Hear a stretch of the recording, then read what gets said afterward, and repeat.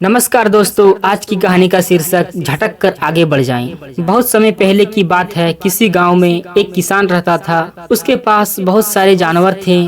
उन्हीं में से एक गधा भी था। एक दिन वह चरते चरते खेत में बने एक पुराने सूखे हुए कुएं के पास पहुंच चुका था और अचानक ही उसमें फिसल कर गिर गया। गिरते ही उसने जोर जोर से चिल्लाना शुरू कर दिया, ढेंचू ढेंचू। उसकी आवाज सुनकर खेतों में काम कर रहे लोग कुएं के पास पहुंचे। किसान को बुलाया गया। किसान ने स्थिति का जायजा लिया। उसे गधे पर दया तो आई, लेकिन उसने सोचा कि इस बूढ़े गधे को बचाने से क्या कोई लाभ नहीं और इसमें मेहनत भी बहुत लगेगी और कुएं की भी कोई जरूरत नहीं है। फिर उसने काफी लोगों से कहा, मुझे नहीं लगता है कि हम किसी भी तरह इस गधे को बचा सकते हैं। अंततः आप सभी अपने अपने काम पर जाइए, यहाँ समय गंवाने से कोई लाभ नहीं। और ऐसा कहकर वह आगे बढ़ने लगे। और ऐसा कहकर वह आगे बढ़ने को ही था कि एक मजदूर बोला, मालिक, इस गधे ने सालों से आपकी सेवा की। इसे इस तरह तड़प तड़प के मर से अच्छा होगा कि हम उसे इसी कुएं में दफना देते हैं। किसान ने भी सहमति जताते हुए उसकी हाँ में हाँ मिला दी।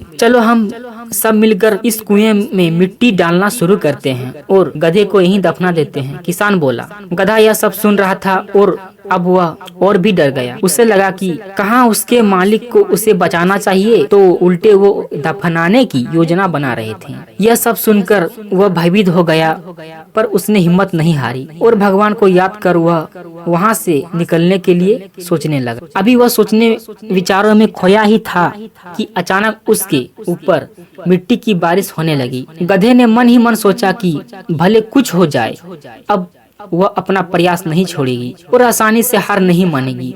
और फिर वह पूरी ताकत से उछाल मारने लगा। किसान भी औरों की तरह मिट्टी से भरी एक बोरी कुएं में झोंक दी और उसमें से झांकने लगा।